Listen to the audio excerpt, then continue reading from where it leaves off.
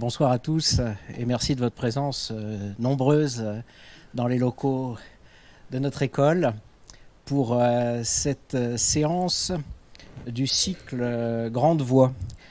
Alors nous célébrons un ouvrage paru il y a quelques mois maintenant. On aurait pu en faire une séance du cycle 4e de couverture. Et il nous a semblé que non, c'était le cycle Grande Voix, créé par mon ami Jean-Michel Legnaud, directeur honoraire de l'école, et qui nous fait l'amitié de sa présence, qui était le plus adapté à ce dont nous allons parler aujourd'hui. Non pas une grande voix, dirais-je, mais deux grandes voix. Celle, d'une part, de l'abbé Rive, un penseur que j'ai découvert grâce à cet ouvrage, un penseur iconoclaste parfois, mais en même temps érudit, un penseur profond en tout cas. Et ce n'est pas moi qui vais vous parler de lui, c'est notre orateur du jour.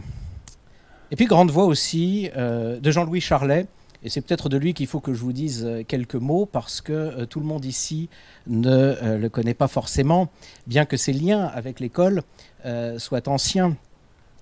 Jean-Louis Charlet est professeur émérite de langue et littérature latine, de l'Antiquité tardive, du Moyen-Âge et de l'époque humaniste à l'université d'Aix-Marseille.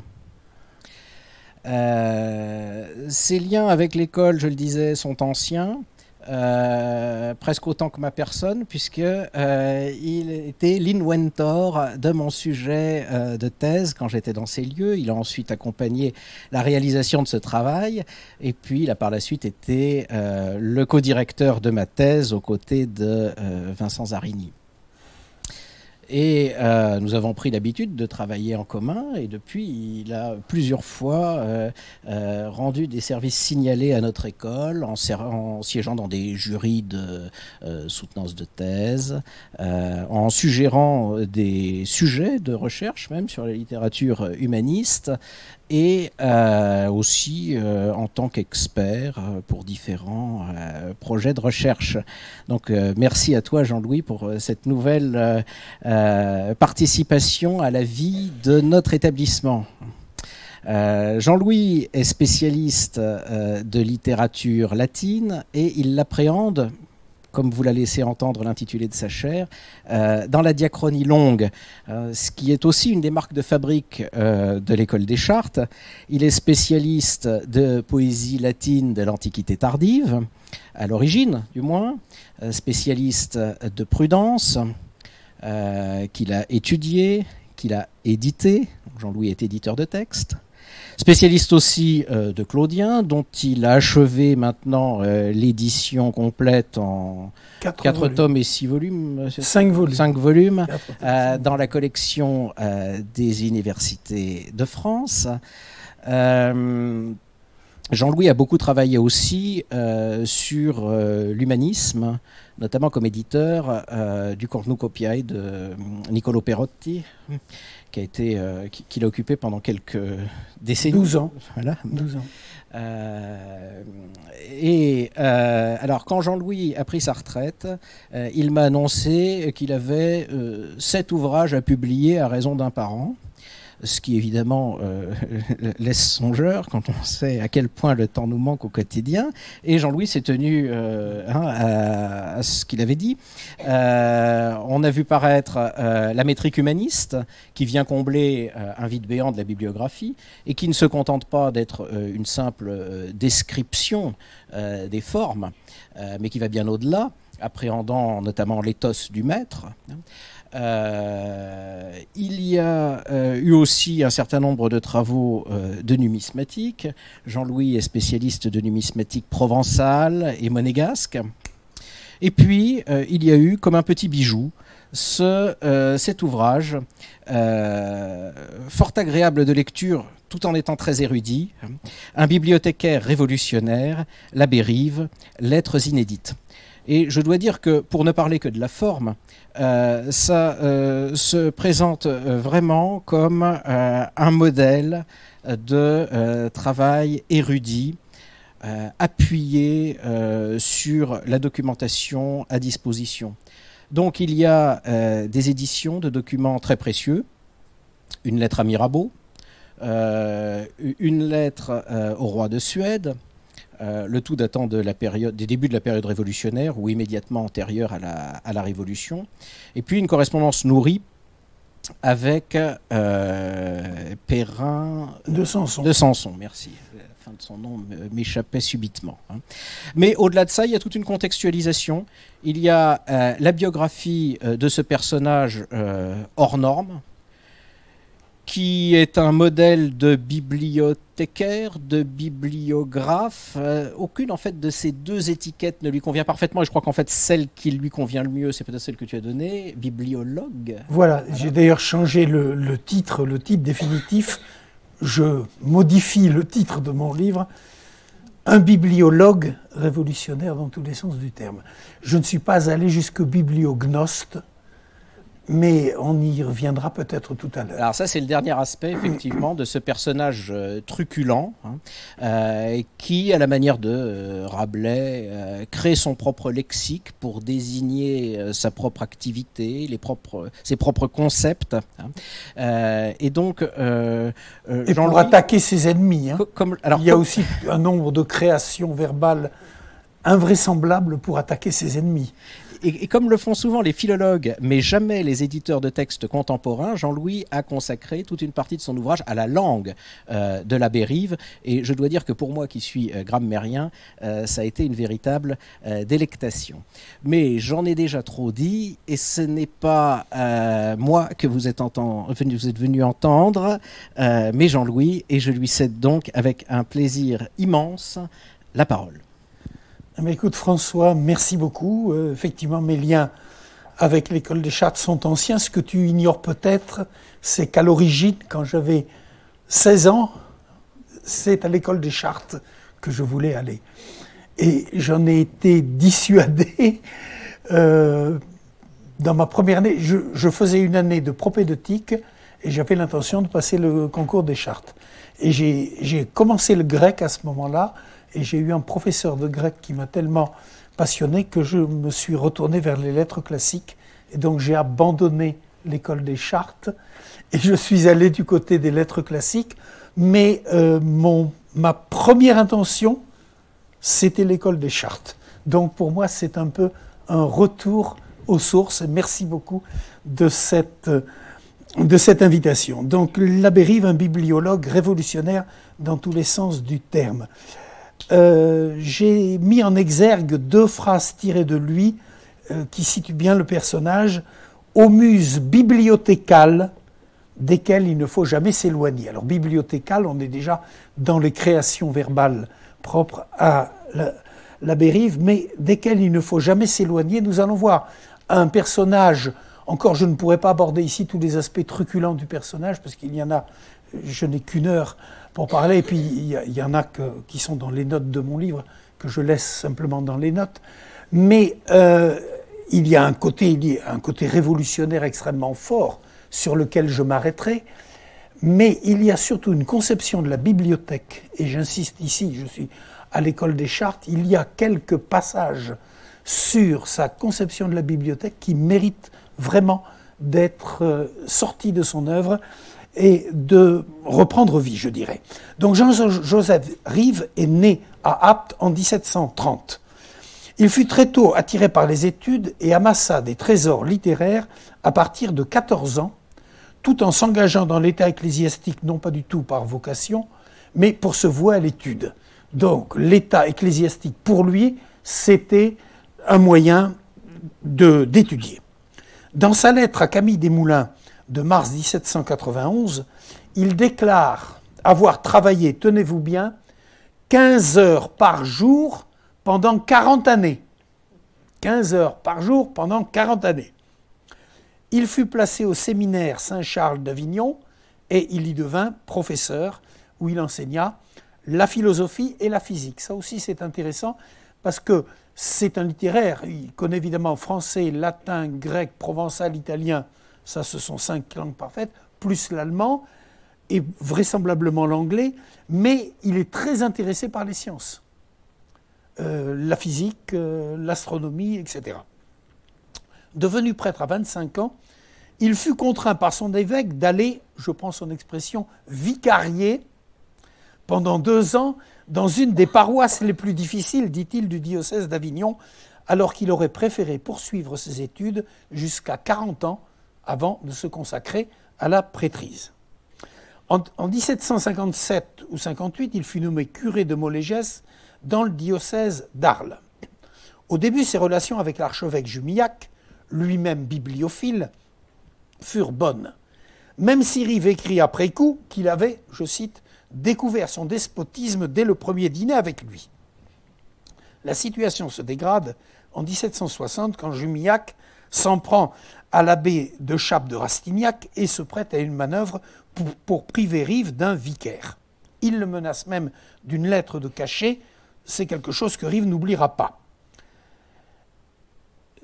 Pour se défendre, Rive s'adresse au Parlement d'Aix, ça aussi c'est son tempérament, un tempérament très juridique. On porte les affaires devant le Parlement, devant le tribunal, etc. Un mémoire sur le droit pour un curé de choisir son vicaire au Parlement d'Aix.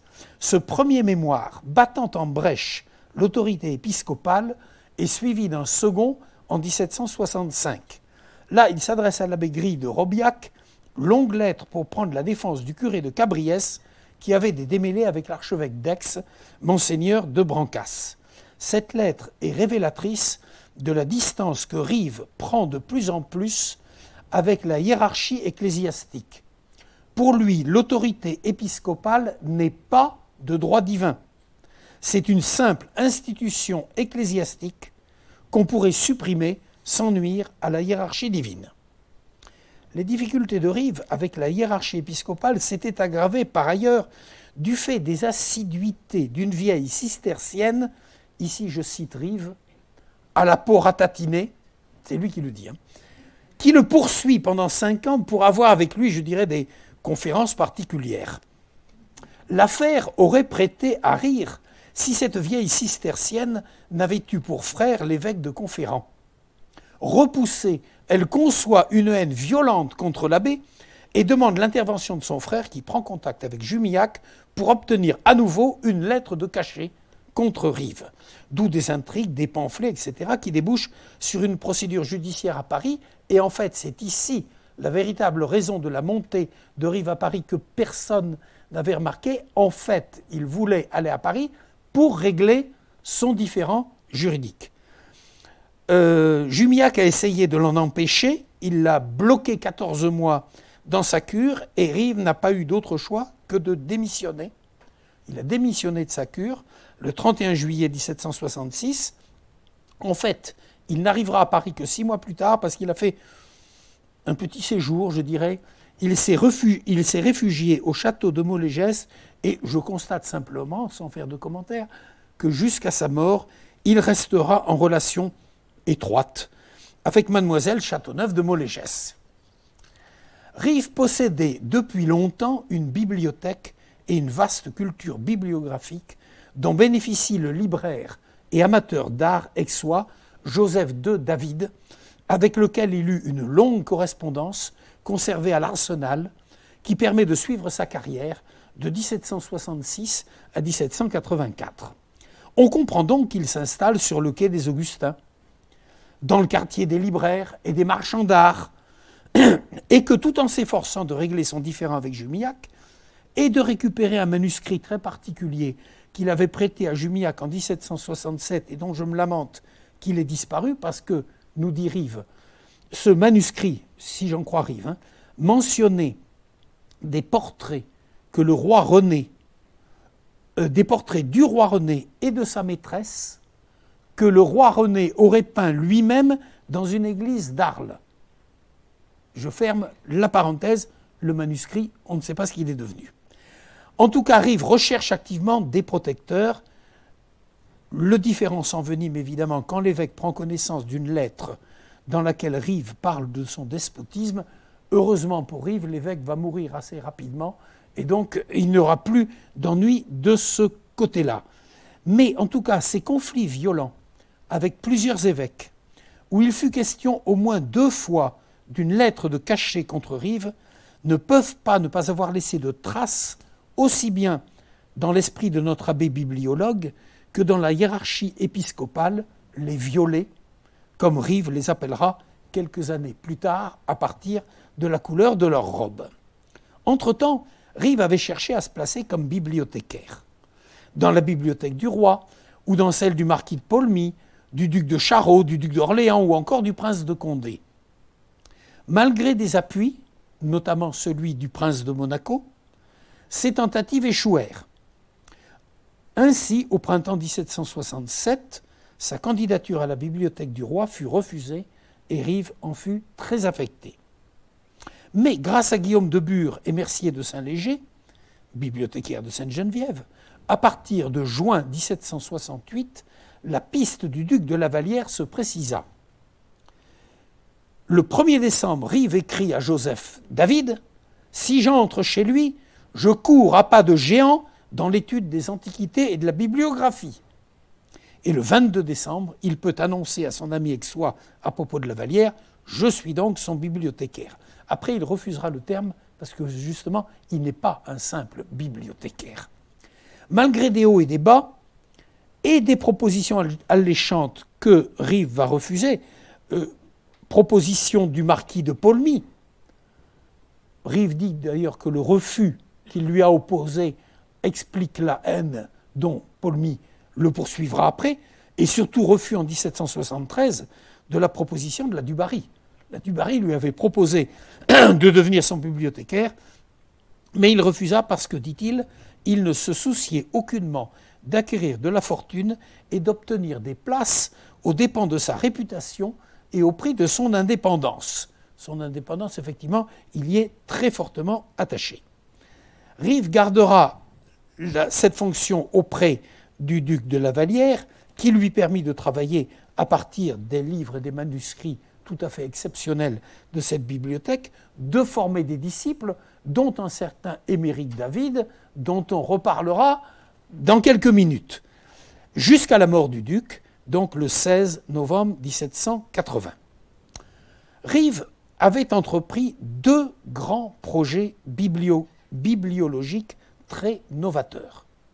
D'une part, une histoire des débuts de l'imprimerie par l'étude de ses caractères qu'il n'eut jamais le temps d'écrire, mais dont la bibliothèque Arbeau conserve le travail préparatoire dans 2 petits classeurs qui contiennent 245 calques et spécimens du XVe siècle et de livres rares, dont j'ai établi un catalogue commenté et dont j'ai parlé ailleurs en 2021.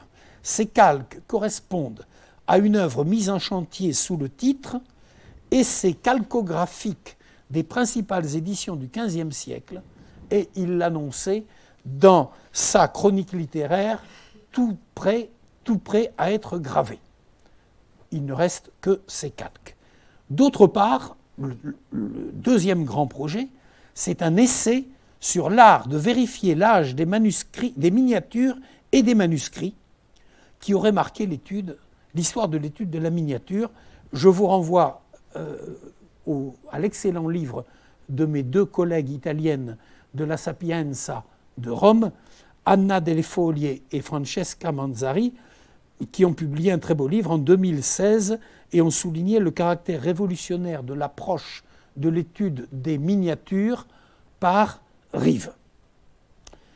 Le problème, c'est que notre homme n'avait pas très bon caractère. Ça, on ne peut pas dire le contraire. Et il s'était fait détester par les proches du duc. Le duc lui-même l'appelait son dog, en référence à son amabilité proverbiale et à sa plume assassine. La fille unique et héritière du duc, la duchesse de Châtillon, peut être, si l'on en croit Rive, influencée par le marquis de Paulmy, dont j'ai parlé tout à l'heure, le chassa et confia la rédaction du catalogue de vente de la bibliothèque à Guillaume de Bure et à Joseph Van Pratt pour la description des manuscrits. Cette rupture blessa Rive à jamais et entraîna 2 procès qui absorbèrent son temps et son énergie. Avec son caractère orgueilleux et irascible, il ne restitua pas les fiches qu'il avait rédigées sur des cartes à jouer, 35 000. 35 000 fiches, en vue du catalogue de cette bibliothèque. Et il se vengea, ça on le sait bien, en critiqua vertement ces deux savants, comme il le faisait pour bien de ses collègues bibliographes.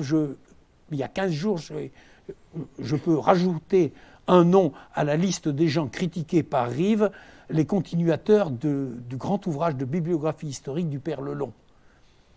C'est un inédit que j'ai trouvé il y a 15 jours.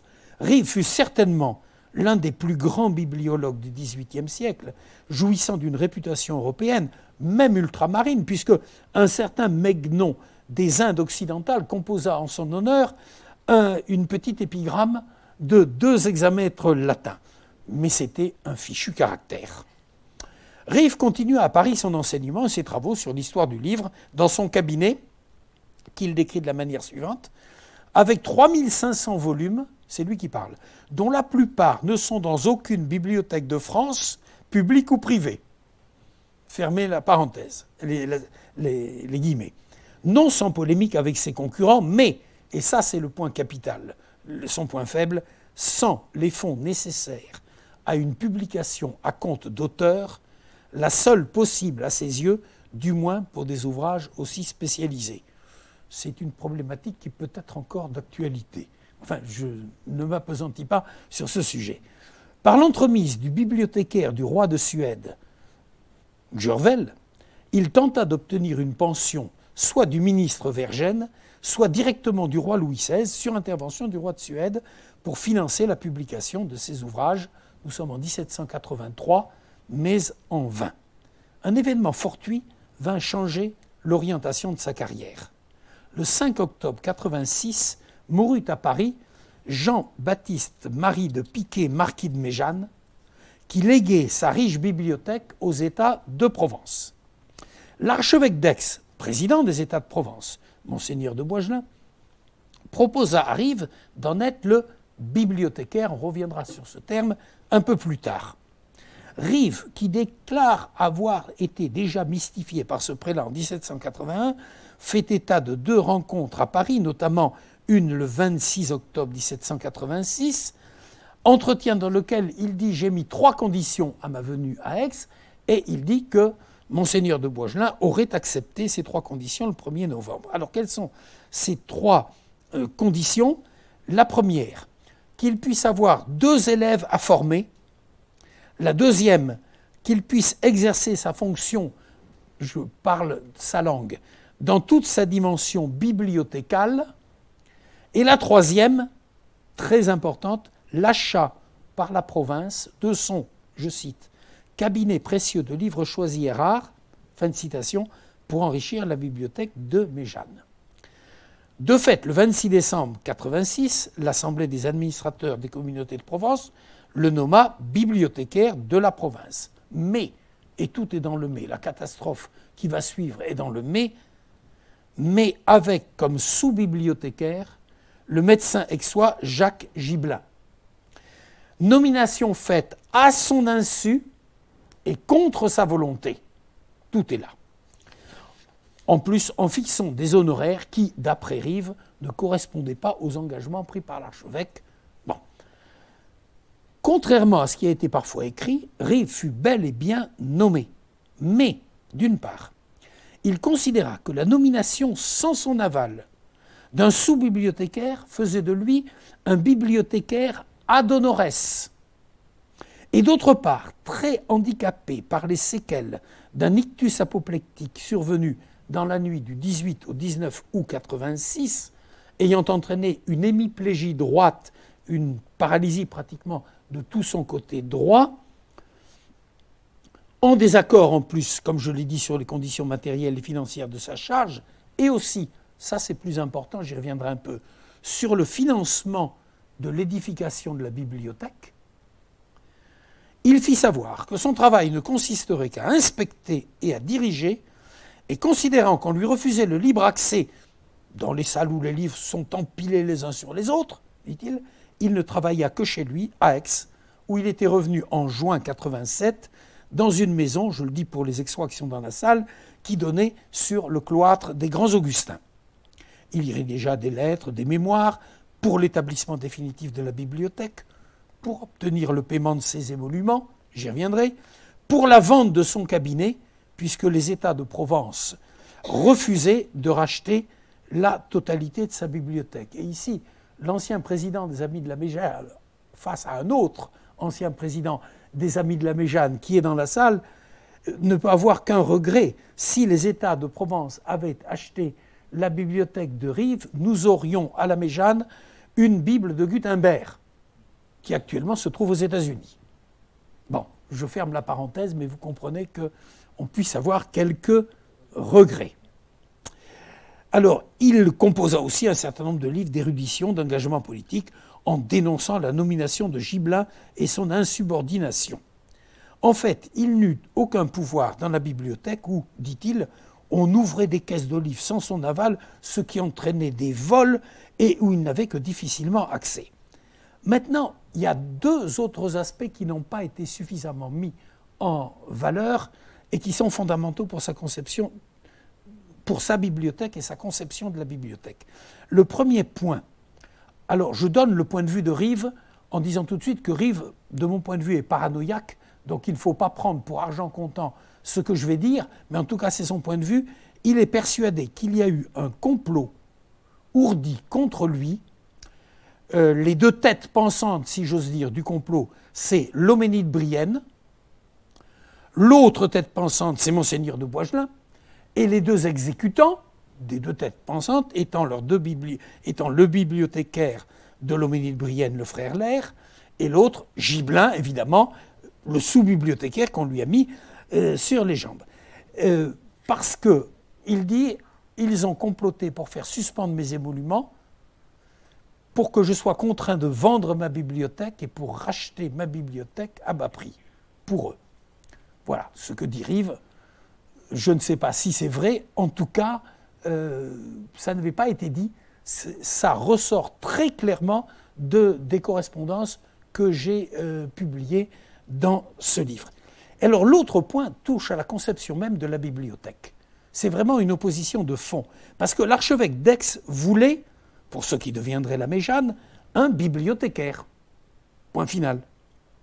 Mais Rives estimait être non pas un simple bibliographe, celui qui fait des bibliographies, ou un simple bibliothécaire, celui qui range les livres, etc., mais un bibliologue, c'est-à-dire quelqu'un qui étudie les livres, qui étudie l'histoire des livres, ce que sont les livres, et même un bibliognoste, c'est-à-dire quelqu'un qui philosophe sur les livres et pour les livres. Voilà. Il voulait étudier l'histoire du livre et la diffuser par ses publications au sein de la communauté scientifique internationale. Là, il y avait une opposition de fond entre Monseigneur de Boisgelin et Rives. Au moment où il envoie tant de lettres pour réclamer le paiement de ses émoluments, le 4 juillet 89, Rives écrit qu'il n'est pas venu à Aix pour écrire des missives, mais pour y répandre l'instruction bibliothécale. Alors, c'est un terme extrêmement positif dans sa bouche, c'est-à-dire tout ce qui concerne la bibliothèque en tant qu'un ensemble de savoirs, de connaissances, de pensées qui enrichissent l'âme humaine. Voilà. Et faire la gloire littéraire d'Aix par des travaux, dit-il, qu'approuve toute l'Europe. Ça, c'est un peu la mégalomanie de Rives. Bon. Le 25 juillet, il parle de l'impéritie bibliothécale et se plaint qu'alors que la province a besoin d'une personne telle que lui, on est mis à la place du vrai bibliothécaire un homme très inhabile pour remplir cette tâche. Gibelin, évidemment. Rives se fait une très haute idée de lui-même dans une lettre du 4 août. Il dit qu'Aix a arraché de la capitale un homme qui illustre toute l'Europe par ses écrits. Et dans sa réponse au commissaire des communes, quelques jours après, il souligne l'ampleur de ce qu'on pourrait appeler, en parodiant son propre style, sa quête bibliothécale. J'ai puisé tant et tant de grandes idées dans environ 200 000 volumes qui, depuis l'âge de 15 ans, me sont passés par les mains dans les grandes bibliothèques que j'ai ou fréquentées ou formées jusqu'à l'âge de 60 ans où je me trouve actuellement. Passons un peu à la politique. Politiquement, en avril 1788, dans une lettre à Pérenne Samson, que vous avez dans le livre, Rive déclare sa neutralité entre les trois ordres de la nation, ce qu'il confirme quelques mois plus tard dans une autre lettre. Mais il s'engagea ensuite dans le mouvement révolutionnaire qui agitait alors la France, plus, je dirais, contre la superstition tyrannique du clergé et les usurpations despotiques des nobles fiefés, que contre le pouvoir monarchique lui-même, du moins quand il est proche du peuple. Puisque, à la fin de la lettre que nous venons de citer, il écrit « Puisque le roi est décidément pour le tiers-État, les entraves de l'écriture privée et celles de la presse sont totalement ôtées, etc. L'administration de votre patrie est totalement changée en mieux grâce au sage et au juste comte de Caraman. » Selon ses dires, Rive contribua fortement, c'est son terme, à l'élection de Mirabeau comme député. Et en tout cas, il mena avec lui une discussion, à la fois des échanges de bibliophilie et une discussion politique et constitutionnelle de très haut niveau, comme le montre la lettre que j'ai éditée pour la première fois, la lettre qu'il adressa le 10 juillet 1789, conservée à Arbeau, à Mirabeau. Cette lettre confirme le ton de très grand respect à l'égard de Louis XVI, considéré à ce moment-là, sa pensée va évoluer, comme le meilleur des rois.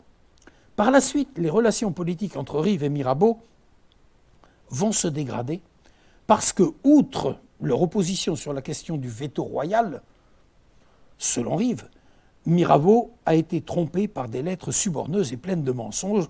Ça renvoie aux événements tragiques du mois de décembre 1790 qui vont nous occuper un petit moment dans quelques instants. Et vous comprendrez pourquoi Rive s'oppose à ce moment-là à Mirabeau.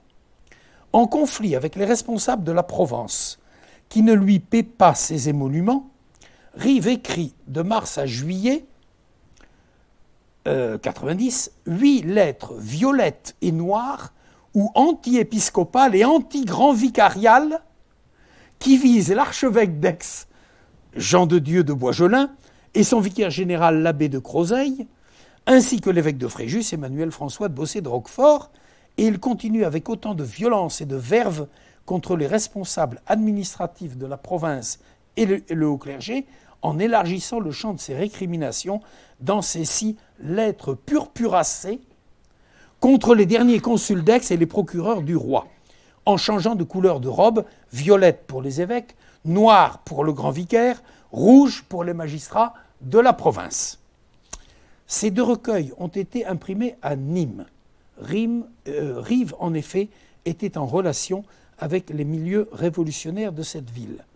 Par la suite, il se fera imprimer à Aix, soit chez un imprimeur local caché sous un pseudonyme, soit, semble-t-il, d'après les indications portées sur certains de ses volumes, dans une officine d'imprimerie tenue par ses vénérables frères antipolitiques, ça c'est une citation, vous l'avez compris, dont il définit la sociologie et la vocation politique dans une lettre à Pérenne Samson de février-mars 1791. Il s'agit peut-être, je le dis pour les Aixois, des frères Mouret, à mon avis. Rive, en effet, suit de près les événements politiques révolutionnaires qui se déroulent aussi bien en Provence, notamment à Toulon avec l'affaire de la cocarde, la cocarde tricolore refusée par les officiers de la flotte, qu'à Paris, au début de l'année 90, comme l'atteste sa lettre à Pérenne Samson. Politiquement, peut-être parce que sa lettre à Mirabeau du 10 juillet 89 n'a pas réussi à convaincre ce dernier de renoncer à défendre le veto royal, Rive se rapproche de Camille Desmoulins, avec qui il présente des affinités politiques évidentes et à qui il adresse plusieurs lettres, parfois accompagnées de certains ouvrages. C'est à lui qu'il dédie en 1790 sa chronique littéraire. Quant aux Aixois, Rive les supporte de plus en plus mal. C'est curieux parce qu'il va bientôt être candidat à la mairie, mais il les supporte de plus en plus mal. Il leur reproche leur bassesse, leur cupidité et leurs mœurs dissolues. Aix avait déjà connu, le 25 mars 1789, une explosion provoquée par la disette et la cherté de la nourriture.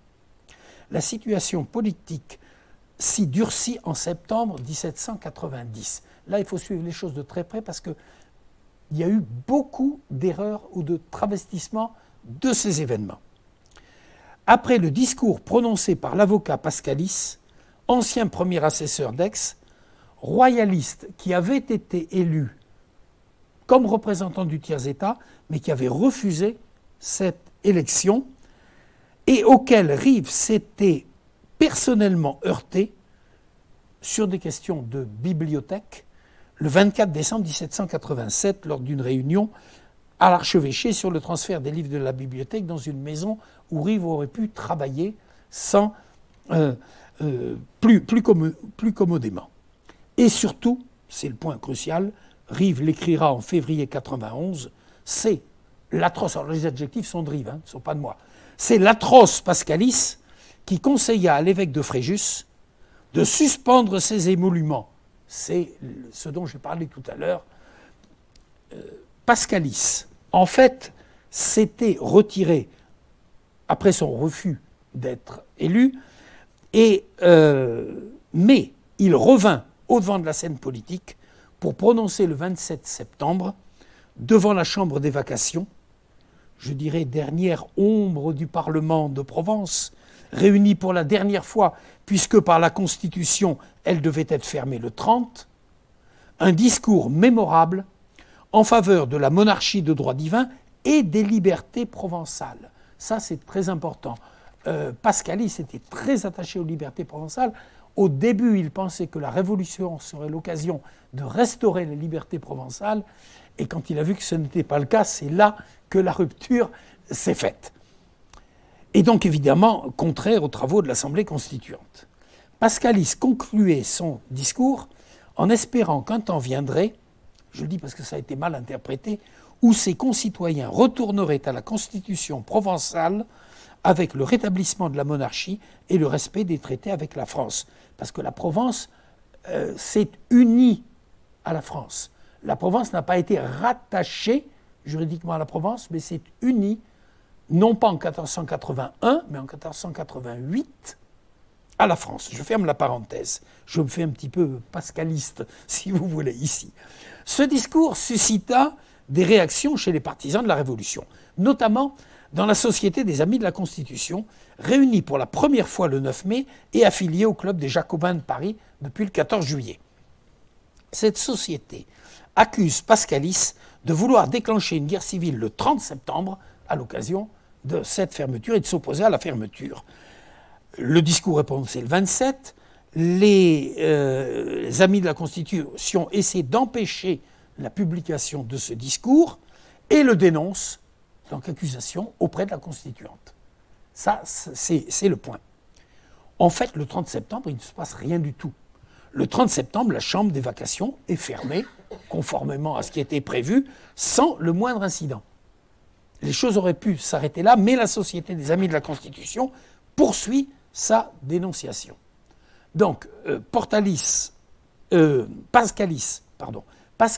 est alors soumis donc à une action judiciaire. Les élections 14 et 15 novembre portent Charles-François Bush à la tête de la municipalité. Mais en raison de son mandat national, Bush ne peut accepter, et c'est Émeric David, dont j'ai parlé tout à l'heure, membre de la Société des Amis de la Constitution, ça il ne le dira plus trop, mais c'est fondamental, on ne peut rien comprendre à la façon dont seront rédigés tous les textes de la municipalité concernant les fameux événements de décembre 90 si on n'a pas ça en tête. C'est lui qui préside le conseil municipal comme vice-maire jusqu'au 14 février 1791 où il y aura une élection où Émeric David se présentera contre, ou Rives se présentera contre Émeric David. Pascalis, lui, il se retire à 3-4 km d'Aix, dans une maison, la Mignarde, où j'aurai l'occasion en juin de revenir sur ces événements.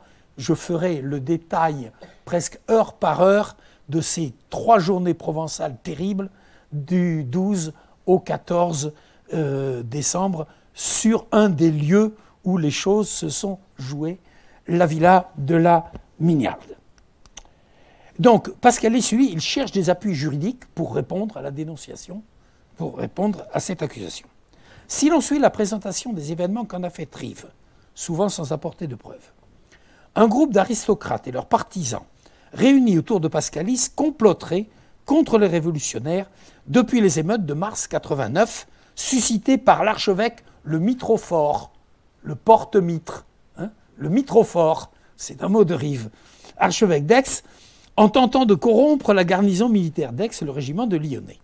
Ce complot aurait été activé après le discours du 27 septembre pour éliminer les patriotes, en réaction à ces menées de l'incendiaire Pascalis, tocsin de la contre-révolution, et pour lutter contre ce qu'il appelle l'inaction de la municipalité d'Aix. C'est l'autre tendance, parce que ce club, ce sont des révolutionnaires, les amis de la Constitution, mais comme vous le voyez, très modérés. Ce sont des gens qui pouvaient être royalistes constitutionnels, si vous voulez. Devant ces menées qu'il juge criminelles, Rive rassembla le 31 octobre 1790 dans l'ancienne église des Bernardines des artisans et des paysans érigés, je cite, la citation est longue, en assemblée particulière des vénérables frères antipolitiques, c'est-à-dire des hommes vrais, justes et utiles à la patrie. Fin de citation. Et il y fit lire une déclaration contre le fanatisme religieux et la tyrannie ministérielle. Ce groupe dont Rive, le seul arc-boutant du peuple contre les aristocrates, se considère et est considéré par ses partisans comme l'ange tutélaire, rencontre des échos favorables dans le territoire de Marseille et en Provence. À la suite d'un interrogatoire de Pascalis en mairie le 16 novembre, jugé par Rive trop complaisant, ses partisans demandent dans une lettre du 18, dictée par Rive, l'arrestation de Pascalis et son renvoi devant la Constituante, parce qu'il récuse les 4 juges du district. Ils pensent qu'ils ne sont pas suffisamment sûrs de leur point de vue.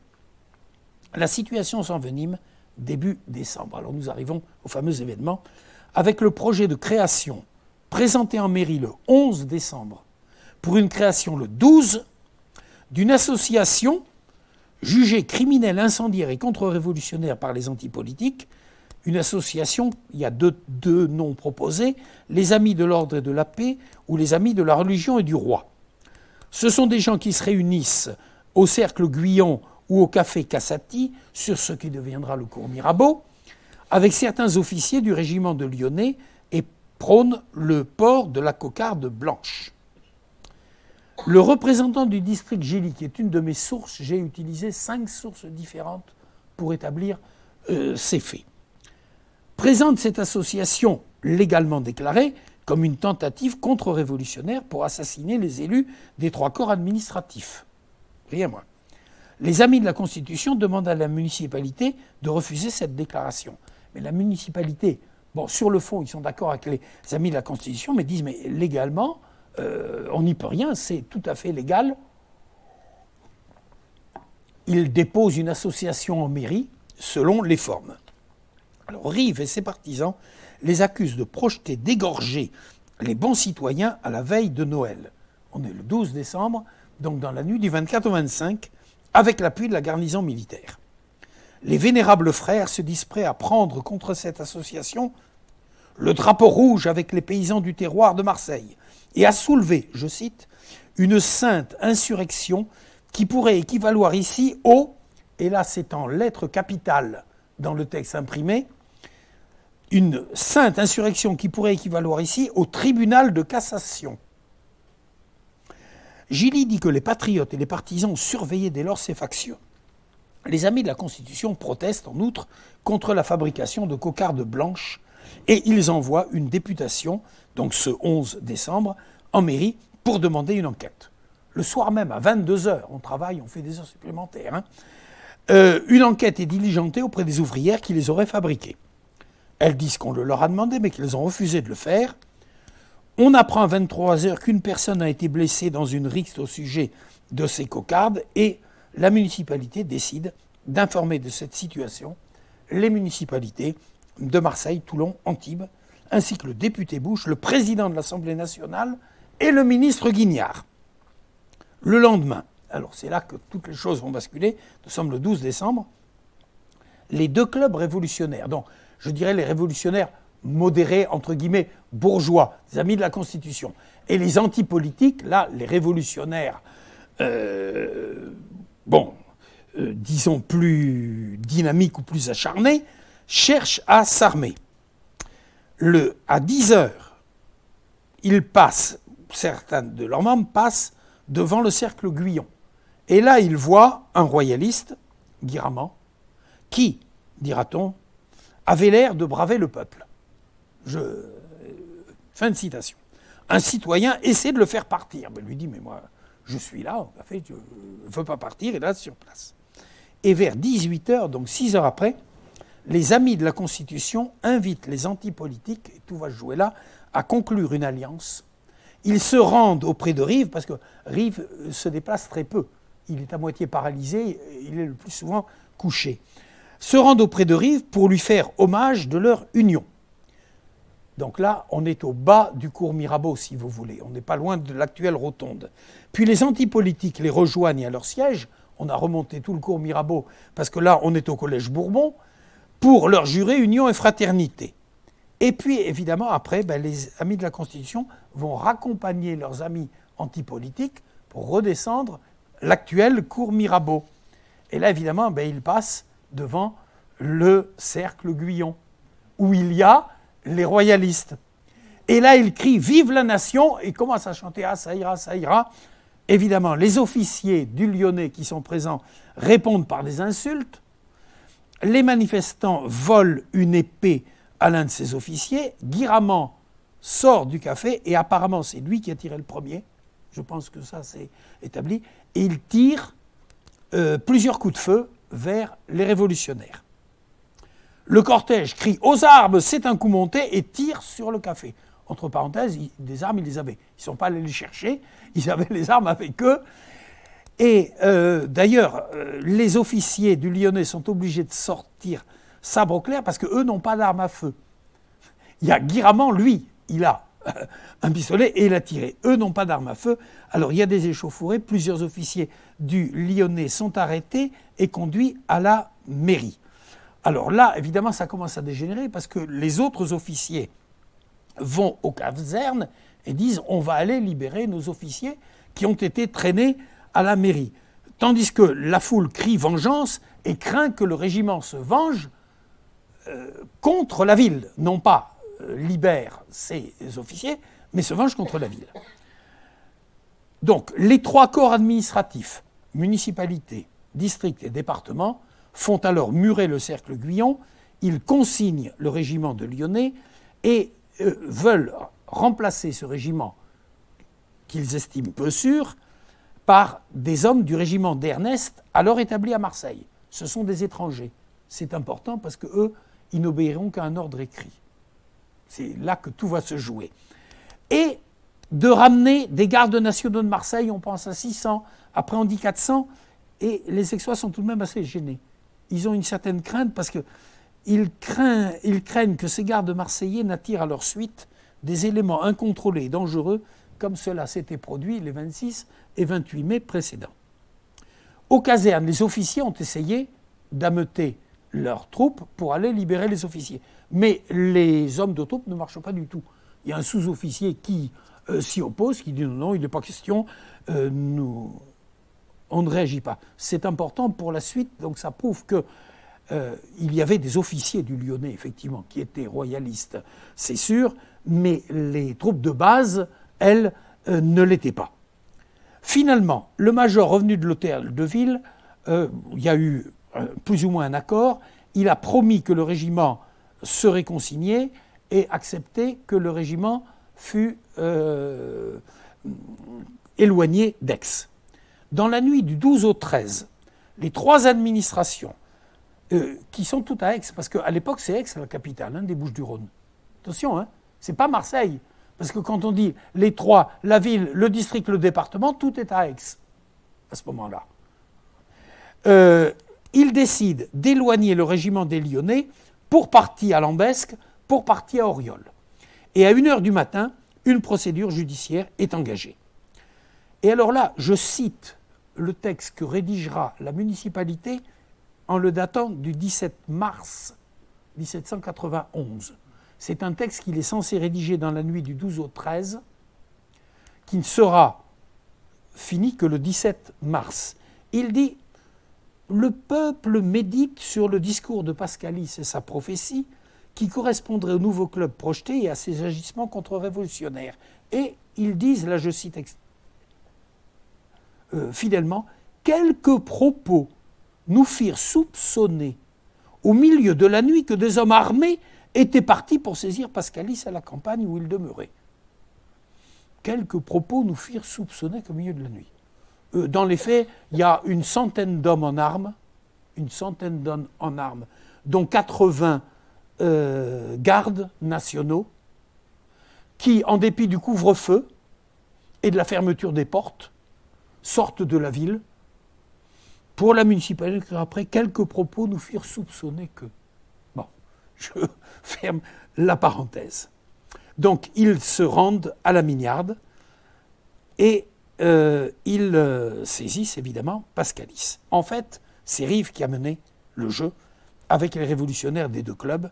Il a d'abord démontré, c'est lui qui emploie le terme, aux 20 délégués des deux clubs, 10 de chaque club, venus le trouver, la réalité du complot contre-révolutionnaire. Il prétend avoir été attaqué par les frères et surtout il accuse les antipatriotes d'avoir marqué, on se croirait dans la Bible, d'avoir marqué les portes des patriotes pour les assassiner dans la veille de Noël. Nous sommes le 12 décembre. Ils auraient marqué les portes des patriotes pour les tuer dans la nuit du 24 au 25, 12 jours après. Bon, quel effet de surprise. Fort de l'appui des amis de la Constitution, donc Rive a estimé qu'il fallait saisir l'incendiaire Pascalis pour l'empêcher d'achever en paix sa conspiration exécrable. Et donc, à 19h, il décide de faire enlever Pascalis à la Mignarde. Je répète qu'il y avait non seulement 80 gardes nationaux, mais il y avait le capitaine de la 22e compagnie et le président des Amis de la Constitution. Ça, on le sait par ailleurs, la municipalité ne le dira pas. À 23h, Pascalis est enlevé, et en fait sans le moindre problème, parce que Rive a dit qu'il faut y aller en force, parce qu'il y a une troupe de 50 paysans armés qui le défendent. Donc il faut y aller nombreux, plus d'une centaine. Il n'y a eu aucun incident, Pascalis a été enlevé. Et on saisit sur place des documents jugés compromettants pour le député André, une correspondance sanguinaire à inventorier et à imprimer à 3000 exemplaires pour être largement diffusée dans le pays. À 4h du matin, Pascalis est jeté en prison de tête de ville avec la Roquette, qui n'avait rien à voir dans l'affaire, mais qui s'était signalé par un comportement particulier. Lui, il a été arrêté rue Nazareth, à l'angle de la rue Nazareth et du cours Mirabeau actuel. Et donc, Émeric David, à 5h du matin, réveille le président du directoire et lui expose ses craintes. Ils ont donné l'ordre aux gardes nationaux de Marseille de venir. Et il dit, si la garde nationale de Marseille vient à Aix, elle attirera du peuple, les esprits s'échaufferont et nous ne répondrons pas de la vie de Pascalis. Le régiment de Lyonnais va partir, nous n'avons plus rien à craindre et il faut donc envoyer sur le champ un courrier à Marseille pour contremander la garde nationale marseillaise. Le président ne veut pas prendre sur lui cette décision, on renvoie la démarche au département et puis il est trop tard pour annuler la montée des gardes nationaux sur Aix, alors qu'en revanche, le régiment lyonnais, lui, il est bien parti. Il est parti entre 5h et 6h du matin. Le sort de Pascalis et la Roquette est scellé. Pour leur sûreté, les deux prisonniers sont transférés à la prison des casernes dans la perspective d'un procès, mais le peuple se soulève et cherche à saisir un dépôt de fusil. Des bruits de contre-révolution se répandent. L'agitation n'est pas calmée quand arrive à 2h de l'après-midi, 14h, les hommes du régiment d'Ernest, je répète que ce sont des étrangers, suivis immédiatement par les gardes nationaux de Marseille, qui ont entraîné avec eux, je cite, divers pelotons d'hommes armés qui n'avaient pas été requis. Fin de citation. Et ils continuent d'arriver il y a des Marseillais qui continuent d'arriver jusqu'à 22h. Le geôlier craint un coup de main pour forcer les prisons pendant la nuit. Je rappelle qu'on les avait mis là dans l'attente d'un procès. Comme on accuse quelqu'un de quelque chose, il a droit à un procès. La municipalité rappelle que la sûreté des prisons est confiée au régiment d'Ernest et aux gardes nationaux et affirme leur avoir remis une réquisition écrite en ce sens, ce qui sera nié par les officiers du régiment Ernest. Et les trois administrations prévoient de faire repartir la garde marseillaise dès le lendemain. Rive, qui se présente comme un modérateur maintenant, après avoir incité à aller enlever de force Pascalis, dit avoir calmé ses partisans en décidant d'un appel à l'Assemblée nationale pour faire juger Pascalis à Paris, en le faisant conduire sous bonne escorte, ce crime de lèse-nation, qui ne saurait être jugé sur place, dit-il. Seulement, nous sommes là le 13 décembre, le jour où il dit ça, le même jour, il fait publier la lettre des vénérables frères, publiée et distribuée, et dans cette lettre, il requiert l'exécution de Pascalis. Donc, vis-à-vis de la municipalité, on dit on va lui faire un procès, il faut qu'il soit jugé à Paris par l'Assemblée nationale, et on diffuse un papier en disant il faut l'exécuter. Les frères préparent l'attaque de la prison pour pendre les prisonniers. Leur motion est apportée aux amis de la Constitution qui l'approuvent. Dans cette affaire, les deux associations ont marché la main dans la main. Ce 14 décembre, jour de marché, les gardes nationaux marseillais se retirent des casernes, s'apprêtent à partir. Évidemment, les gardes nationaux d'Aix vont accompagner leurs collègues, et donc il n'y a plus que les étrangers d'Ernest, un détachement du régiment d'Ernest pour garder les prisons. La foule interprète le départ des Marseillais comme une désertion, crie que justice n'a pas été faite, et se rue aux prisons pour faire remettre Pascalis afin de le juger sur le champ. Et le pend, le juger, c'est-à-dire on le pend devant son hôtel particulier. Après des menaces, elle se fait remettre Pascalis et la Roquette contre l'avis des gardiens. Quelques représentants de la municipalité accourent, mais n'osent rien dire. On le voit d'ailleurs dans certaines gravures de l'époque, je n'ai pas le temps de l'évoquer ici. J'en parle un peu dans mon livre parce qu'il y a deux états différents de la gravure qui sont très intéressants pour montrer l'évolution de la situation de la municipalité entre les deux États. Les soldats du régiment d'Ernest n'ont pas voulu intervenir sans une réquisition explicite. Eux, ils disent on ne peut pas tirer sur le peuple sans avoir un ordre écrit. Et la municipalité n'a pas voulu donner d'ordre écrit de tirer sur le peuple. Ils n'ont pas voulu tirer sur le peuple. Alors, avant 10 heures, Pascalis est pendu en face de sa propre maison. À Aix, c'est le 34 du cours Mirabeau, où il y a une plaque. Mistral a fait apposer une plaque en l'honneur de Pascalis en tant que défenseur de la Constitution provençale. Et la Roquette, lui, il est pendu en face, devant son propre hôtel particulier, de l'autre côté. Mais ça ne suffit pas de les pendre. On les dépend pour leur couper la tête. Celle de la Roquette est placée sur un arbre devant le cercle Guyon, celle de Pascalis est promenée sur la route de Marseille. Et finalement, ces émeutiers rejoignent les gardes marseillais, et quand les gardes nationaux marseillais voient ça, ils sont horrifiés.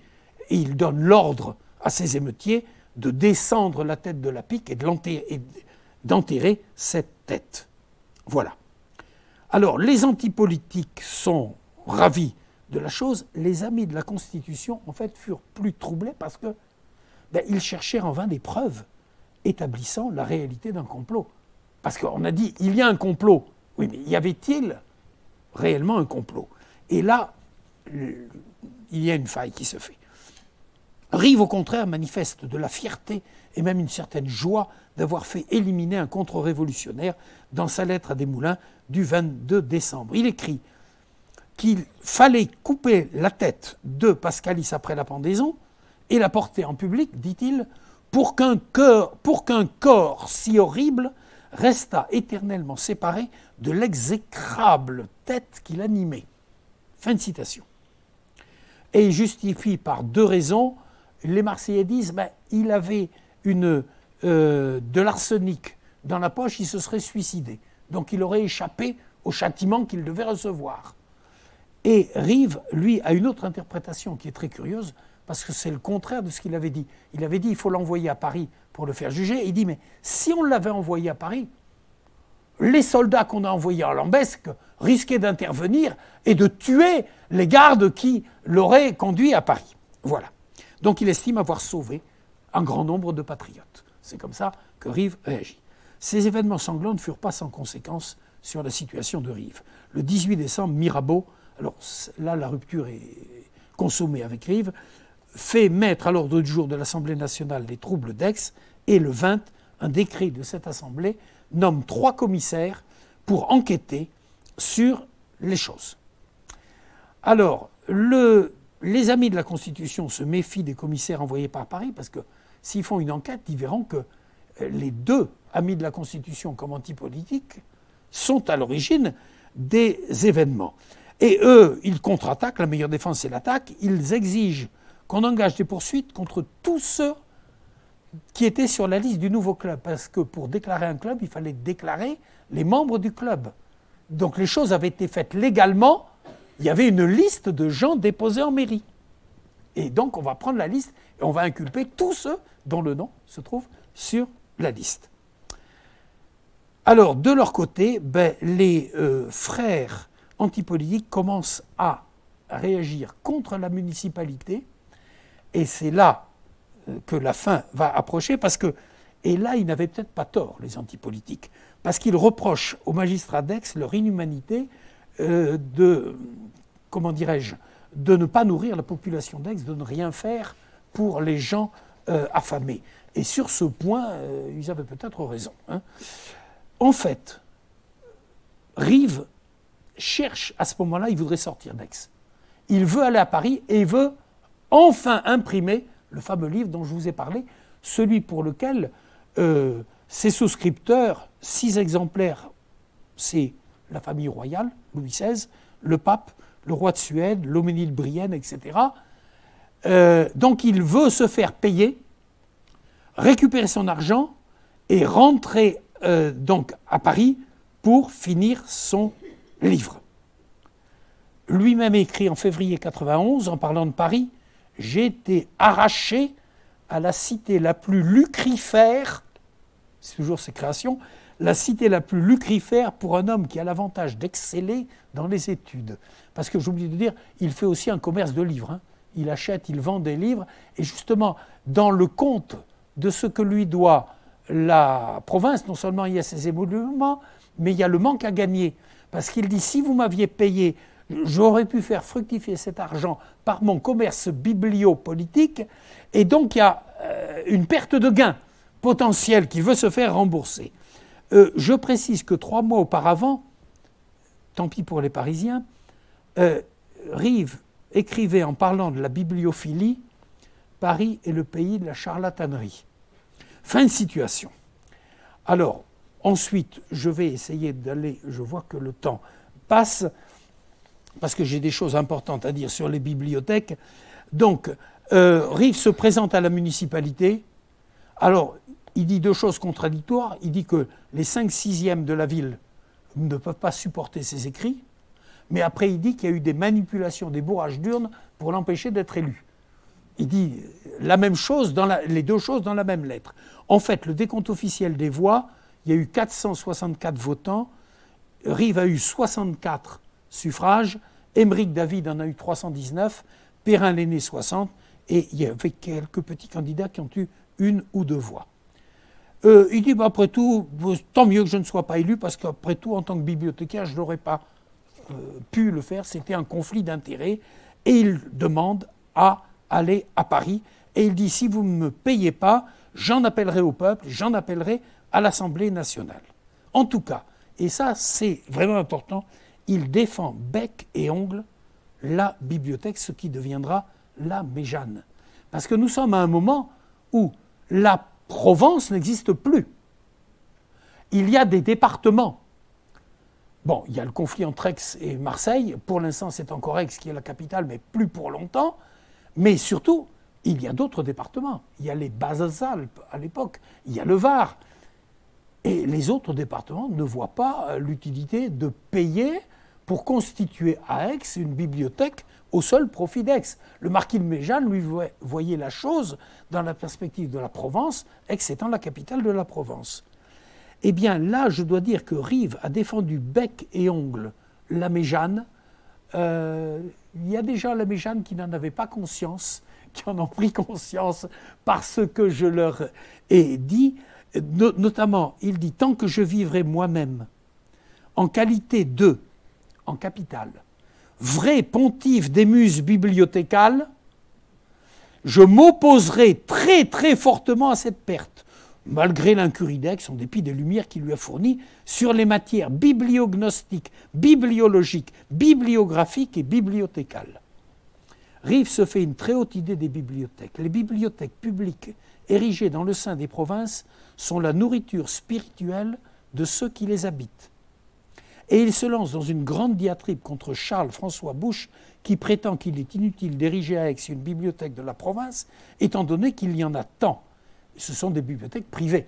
Le marquis de Méjeanne voulait une bibliothèque publique. C'est ça la différence fondamentale. Et Rive ajoute, les bibliothèques ne sont-elles pas des hôpitaux intellectuels aussi indispensables que les autres hôpitaux? Il qualifie Méjeanne de père nourricier de l'esprit des Provençaux.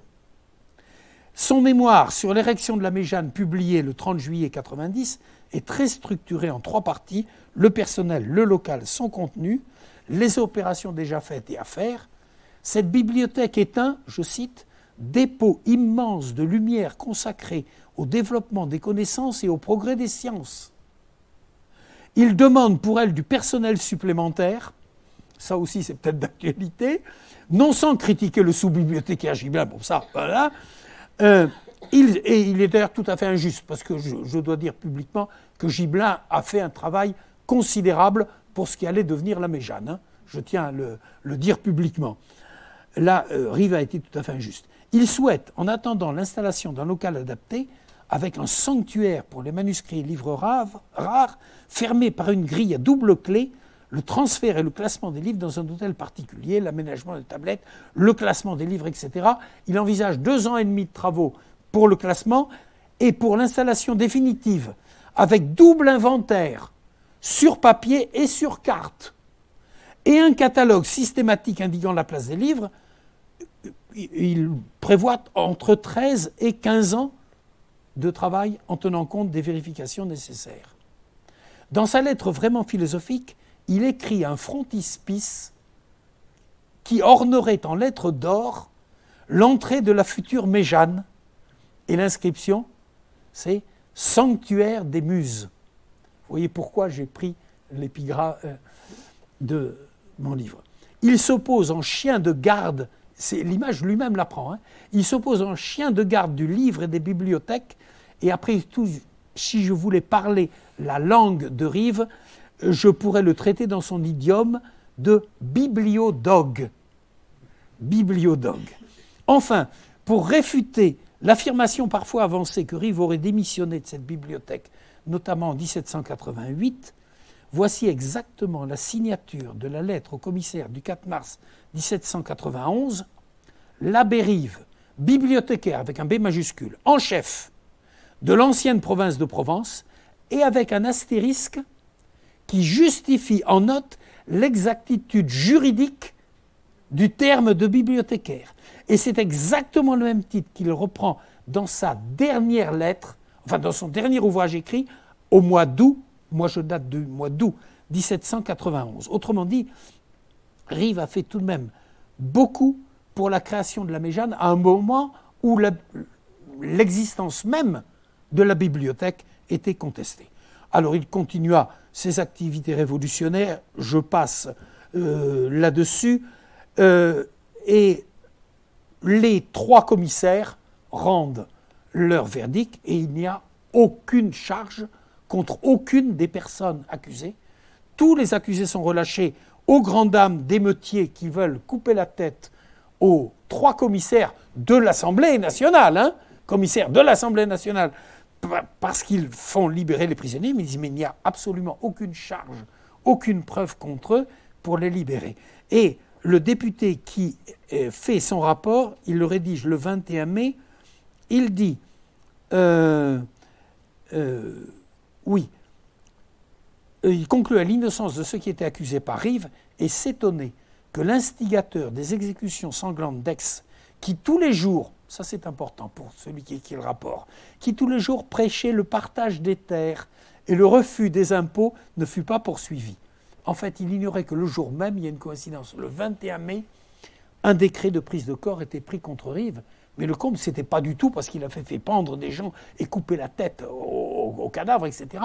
Non, pour calomnie de la municipalité. C'était les attaques des anti-politiques qui disaient que la municipalité ne s'occupait pas des pauvres et laissait crever les gens du peuple, ce qui était en partie vrai. Ce qui était en partie vrai. Et c'est ça qui a été jugé comme une calomnie, et c'est pour cela que Rive a été arrêté. Alors, je passe les relations, il y a tout... Rive, évidemment, se défend, il essaie de prouver qu'il peut attaquer les corps constitués, enfin, je passe tout ce détail. La machine judiciaire, donc, est en route le 21 mai, décret de prise de corps. Alors, je précise simplement un point, parce que souvent on dit à Aix que c'est Émeric David, son ancien élève, qui a pris le décret de prise de corps, c'est faux. Ce n'est pas Émeric David, c'est le tribunal d'Aix, ce n'est pas la municipalité d'Aix. C'est le tribunal qui a pris le décret de prise de corps. Alors les antipolitiques essaient d'intervenir, peu importe, alors je passe là-dessus. Il est emprisonné à Marseille, sauf qu'en juillet, il y a des bruits qui courent à Aix. Le 2 juillet, le maire d'Aix fait état de bruits qui se répandent que le décret de prise de corps rendu par le tribunal a été cassé et que l'abbé Rive reviendrait de Marseille escorté d'un grand nombre de patriotes armés. Le 3 juillet. Alors là-dessus, il y a pas mal de choses qui ont été écrites, mais le fin mot de l'histoire, je l'ai trouvé. Et alors ça, je le dis pour les chartistes qui sont là, quand vous cherchez un document dans les archives, pensez toujours à regarder un petit peu autour. Un petit peu avant, un petit peu après. Il faut savoir, entre guillemets, perdre un petit peu de temps, on trouve des tas de choses. Parce que le document qui éclaire tous ces événements, je l'ai trouvé. Pourquoi je l'ai trouvé? Parce que je ne me suis pas contenté aux archives municipales de regarder le dossier Affaire de l'abbé Rive. Il y avait un autre dossier qui avait simplement la date 1791. J'ai ouvert ce dossier, je l'ai regardé, et c'est là que j'ai trouvé le document. Il y a une lettre du commissaire du roi qui donne toute la solution, qui certifie, premièrement, le décret de prise de corps rendu contre Rive n'est pas réformé. Deuxièmement, cet accusé n'est point élargi provisoirement. Troisièmement, un jugement du tribunal a seulement ordonné sa transférence des prisons dans la maison du sieur Louis Barthélemy, notable du conseil municipal. J'abrège, en clair, sans doute pour des raisons, vu son état de santé, il va bientôt mourir, il a été mis, on appellerait ça, en résidence surveillée. Il a été placé en résidence surveillée. Alors, Rive continue. Oui, il y a tout de même son dernier ouvrage, sa requête au très intègre tribunal de Marseille. Il dit qu'il est victime d'un complot qui vise le club politique qu'il a fondé. Il rejette les accusations, demande l'annulation de la procédure, la récupération de tous ses livres et papiers et 150 000 livres de dommages et intérêts. Il s'assimile à Socrate, Marseille étant comparé à Athènes. Bon, alors j'abrège tout ceci. J'ai trace de cette procédure jusqu'au 28 août. C'est une lettre écrite par les 3 corps constitués, municipalités, districts et départements, qui disent que, compte tenu des points que soulève Rive, il y a un problème de constitutionnalité qui ne peut être tranché que par l'Assemblée nationale. L'Assemblée nationale est seule habilitée à traiter un problème de constitutionnalité. Je suis au 26 août 91, je n'ai rien trouvé après cette date, mais Rive meurt le 20 octobre. Donc, moins de 2 mois après, dans la maison qu'il occupait sur la rive nord du Vieux-Port. Il est enseveli le lendemain dans le cimetière de Notre-Dame-des-Accoules. Le seul domestique qu'il a eu pendant 24 ans le pleura comme son père. Et ce qui surprendra peut-être certains, un peu plus d'1 an plus tard, le 16 décembre 1792, les antipolitiques firent célébrer pour Rive une messe de requiem en réclamant à la municipalité qu'elle fût proclamée, je cite, par les trompettes de la commune. Fin de citation. La bibliothèque de Rives fut mise en vente, et c'est là que va être vendue d'abord à un libraire aixois. C'est un libraire aixois qui va acheter la Bible de Gutenberg, mais il le revendra à un bibliothécaire à Didot, à Paris, qui le revendra à un Américain. C'est comme ça que le livre se trouve maintenant aux États-Unis. Mais donc la bibliothèque est mise en vente à Marseille en 1793, et après des vicissitudes, ces manuscrits, pour la plupart, furent rachetés en 1837, il y a une longue histoire là-dessus, par la Bibliothèque royale et partagés entre les estampes, pour le matériel graphique, et les manuscrits. Mais certains des manuscrits sont à l'Arsenal, comme je l'ai dit, à Carpentras, dans les deux bibliothèques d'Aix, Méjeanne et Arbaud, à Stockholm. J'ai eu accès à des textes tout à fait intéressants que j'ai utilisés dans ce livre, et probablement ailleurs aussi. Et je conclus, bibliophile passionné dès son adolescence, l'abbé Rive est devenu l'un des meilleurs spécialistes de l'histoire des débuts de l'imprimerie en étudiant les caractères typographiques qu'il a patiemment décalqués. Il y avait probablement 260 à 280 calques, on en a encore 245. Il a aussi été pionnier dans l'étude de la typologie des miniatures pour dater les manuscrits. En rapport avec des bibliothécaires étrangers, il a grandement contribué au développement et au classement de l'exceptionnelle bibliothèque du duc de la Vallière. Et j'ai encore, il y a 2 jours, j'ai encore trouvé quelque chose d'intéressant à ce sujet. Monseigneur de Boisgelin l'a fait venir à Aix pour être le premier bibliothécaire du Fonds légal à Provence. Son caractère, mais aussi d'autres raisons qui ne lui sont pas toutes imputables, l'ont empêché de mettre en œuvre cette magnifique entreprise, mais au moment où la réalisation de ce projet était menacée par les changements politiques, comme je l'ai dit, il a défendu cette institution en élevant le débat et en plaidant pour la fonction sociale des bibliothèques publiques, temple des muses qui nourrissent et soignent les esprits comme l'hôpital soigne les corps. Ses idées politiques, mais aussi son ressentiment et sa maladie l'ont poussé à des excès que je ne partage pas, mais la bibliothèque idéale dont il a rêvé demeure encore de nos jours un modèle dont on peut s'inspirer.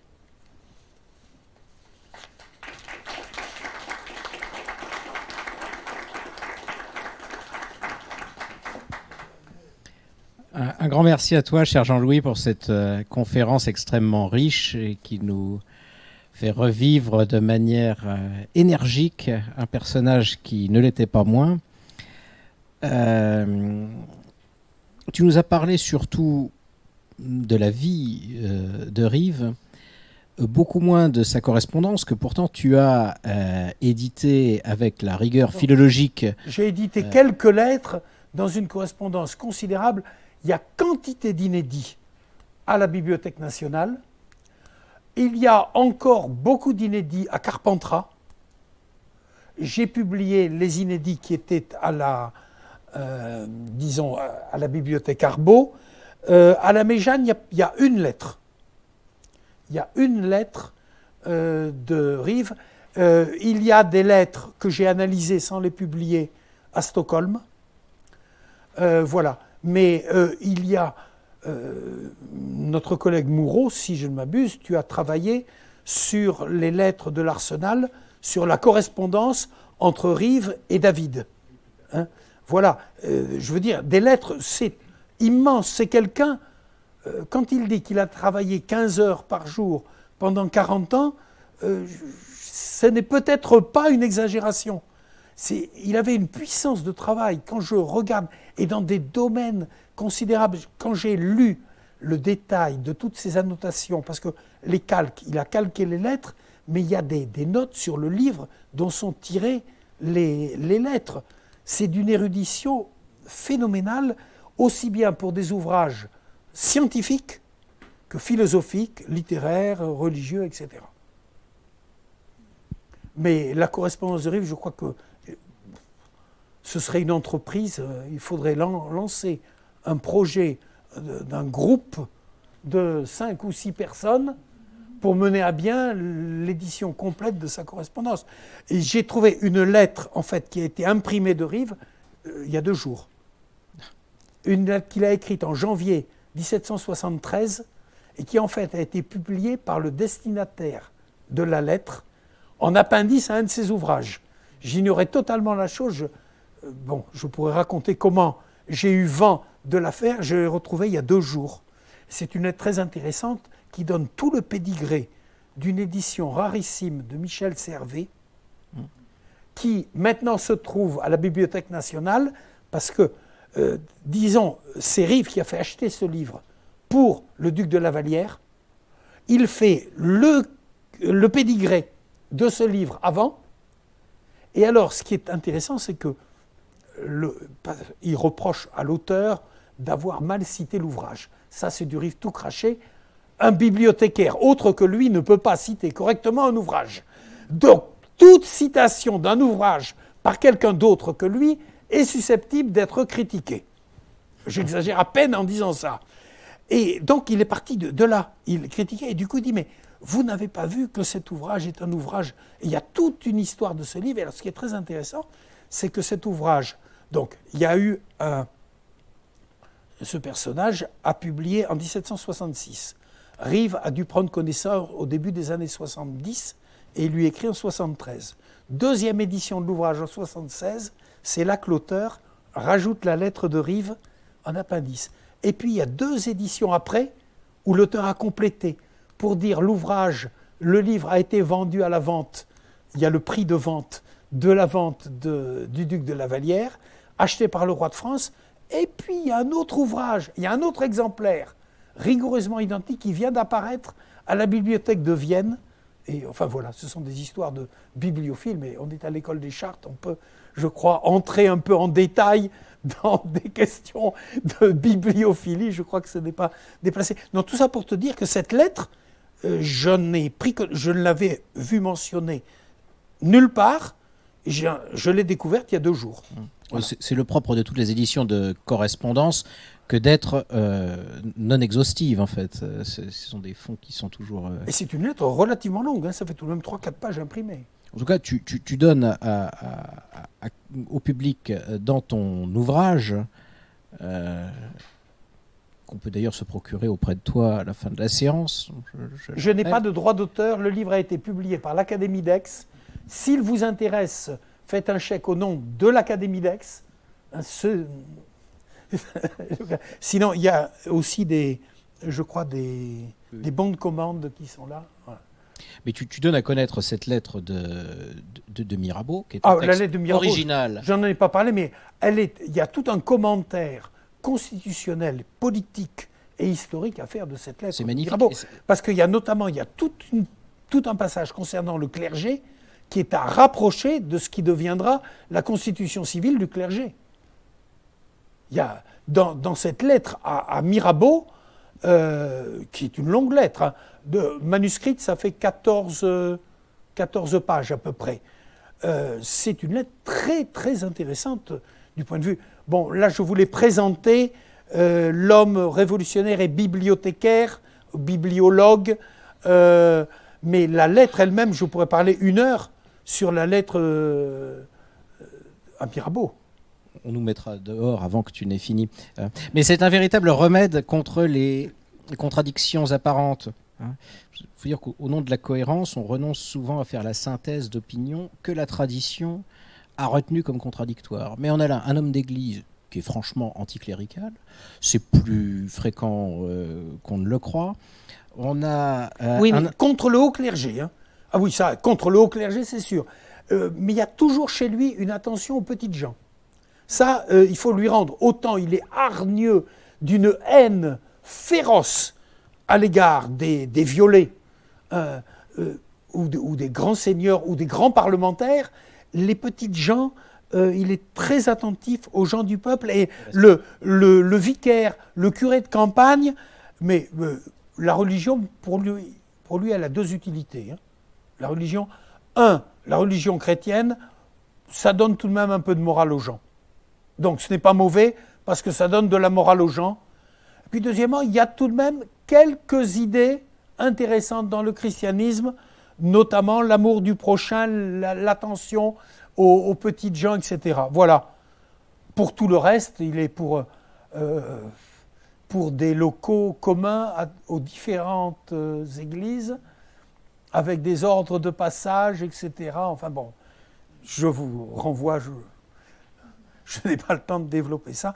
Et il y a des idées constitutionnelles intéressantes aussi, parce que lui, c'est l'anti-Montesquieu, contre tous les corps intermédiaires.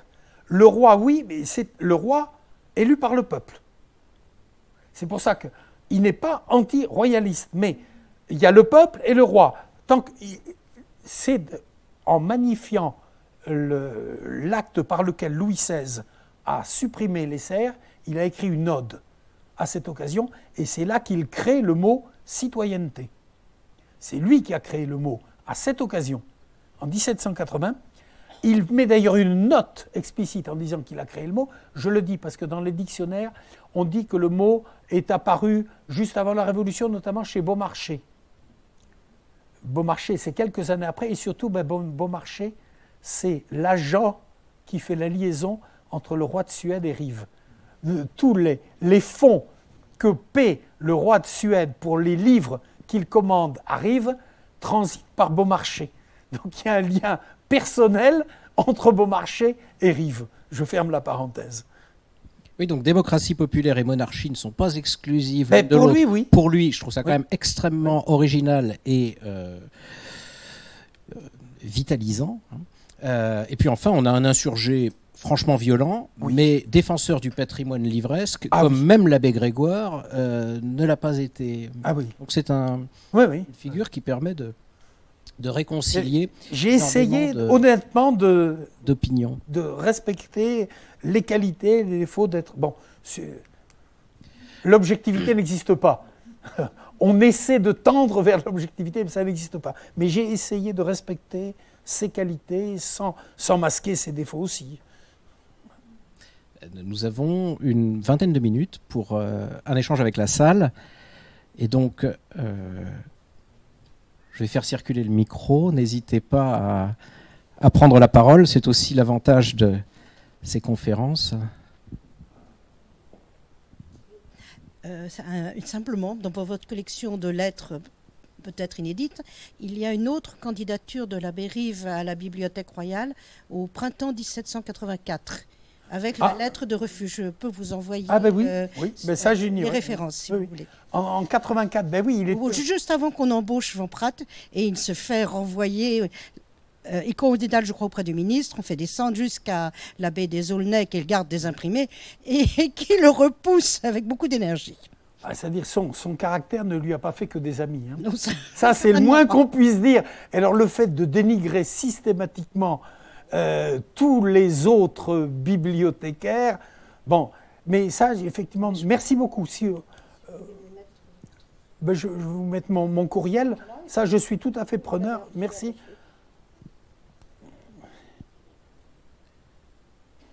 Qui veut... Oui. Parce que c'est en 83 qu'il refuse pour la favorite du roi. Et là, donc, c'est en 84. C'est intéressant parce que c'est en 86 qu'il acceptera la proposition d'Aix.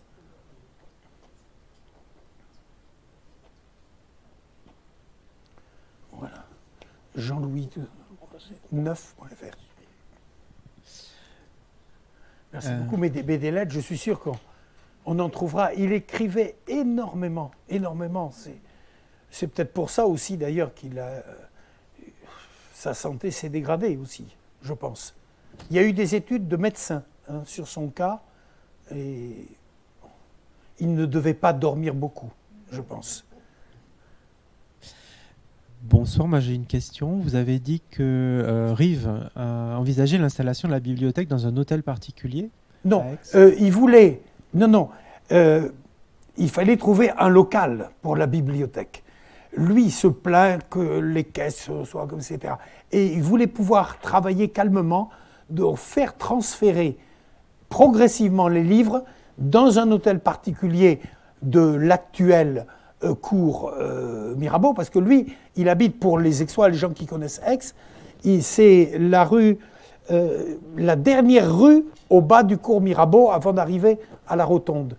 Petite rue perpendiculaire à la rue Esparia, et au cours Mirabeau.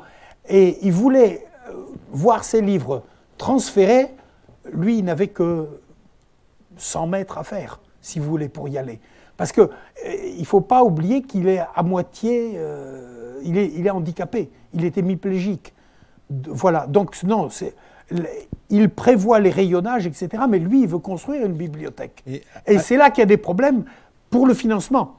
Et c'est là que les départements ne veulent pas financer une bibliothèque qui serait une bibliothèque aixoise. Et avait-il un lieu ou une idée précise de l'installation définitive de la bibliothèque ou pas? Écoutez, non, je vous ai dit, il pense au frontispice, des choses comme ça, il pense à la réserve, l'organisation de la réserve, il pense au rayonnage, tout ça, mais l'emplacement exact, non. Non, ça je ne l'ai pas vu. Et d'ailleurs, ça, c'était un peu du ressort des autorités municipales et départementales. Parce que dans un cas comme celui-là, c'est à la ville ou au département de trouver une... En tout cas, elle serait restée à Aix, ça c'est sûr. Oui, oui, absolument, absolument.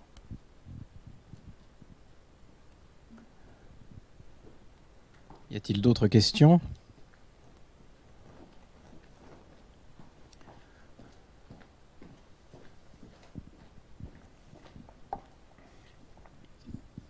Bonsoir, j'avais une question parce que vous êtes revenu dans votre conclusion sur les liens entre Rives et des bibliothécaires étrangers.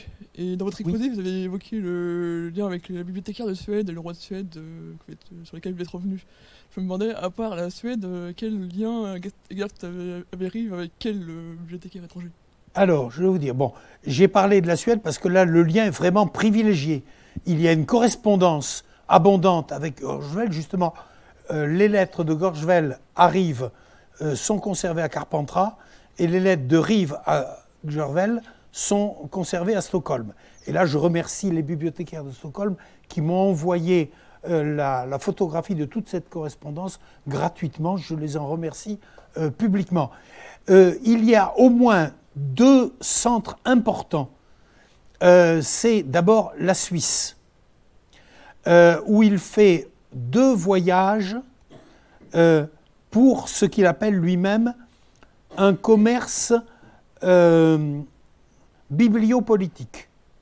C'est son expression exacte. Un certain nombre de ses livres, et notamment de ses incunables, viennent de Suisse.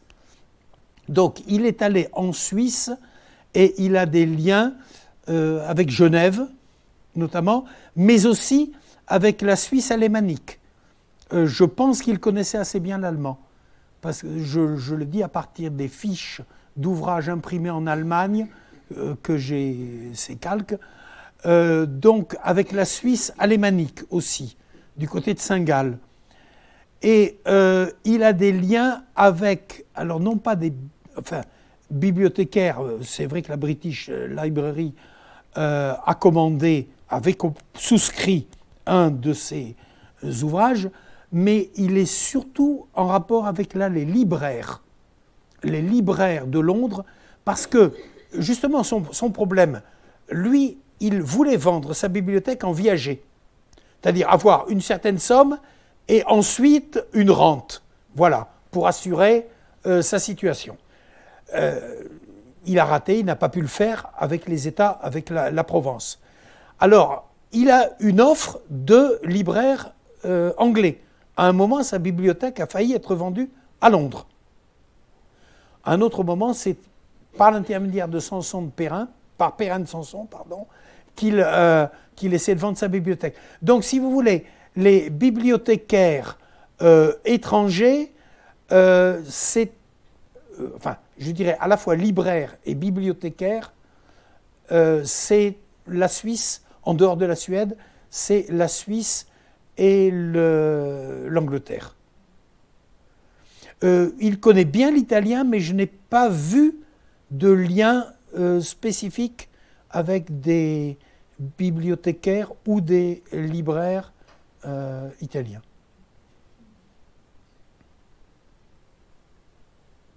Je crois que c'était vraiment important de parler de Rives à l'école des Chartes, parce qu'au fond, il a le tempérament d'un chartiste et la pratique, même bibliothéconomique, d'un chartiste. Il me rappelle un peu le profil d'un Léopold Delisle, capable de faire un catalogue, nous disais-tu tout à l'heure, de 35 000 fiches, conscient de sa valeur, ce qui n'est pas obscène quand elle est réelle, mettant toute son ambition, y compris quand il s'agit de se faire ouvrir des portes, vers l'acquisition de la connaissance livresque.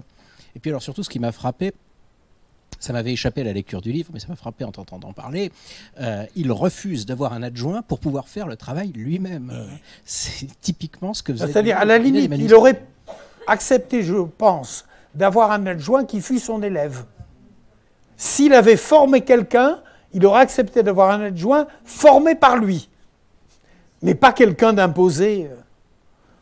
Cela dit, je répète qu'il a été injuste vis-à-vis de Gibelin, parce que Gibelin a fait du travail important pour la Méjane. Mais c'est vrai qu'on lui demande de venir comme bibliothécaire, et puis le jour où on décide, ah ben, vous avez un adjoint qu'on a choisi, dont on ne vous a pas parlé. Bon, comme en plus il était très susceptible, ça a fait boum. Y a-t-il d'autres questions dans la salle? Non. Alors, si personne n'en a, voilà, il nous reste un quart d'heure pour lever la séance, y compris pour des échanges un peu plus informels. Grâce au zèle de nos collègues de la bibliothèque, vous avez un certain nombre d'ouvrages qui vous sont présentés sur la banque, notamment un ouvrage sur le marquis de Méjane bibliophile, et puis un mémoire de maîtrise qui a été consacré à l'essai sur l'art de vérifier l'âge des miniatures. Et qui figurait dans nos fonds, donc pour prolonger un peu la discussion par quelques lectures. Oui, l'ouvrage est mentionné dans le livre de nos collègues italiennes dont j'ai parlé. Ouais. Voilà, mais dans l'immédiat, il ne me reste plus qu'à vous souhaiter une excellente soirée en vous remerciant d'être venus nombreux écouter Jean-Louis Charlet.